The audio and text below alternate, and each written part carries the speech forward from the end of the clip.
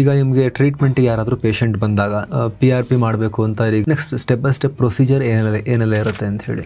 So once the patient comes, so we just I'll do a first basic routine clinical examination. ನೋಡ್ತೀನಿ clinical examination ಗೊತ್ತಾಗುತ್ತೆ whether it's osteoarthritis or meniscal injury or ACL. So will come to one idea ಏನಾಗಿದೆ ಅಂತ with history and also examination ಮತ್ತೆ scan ಮಾಡ್ಕೊತೀನಿ.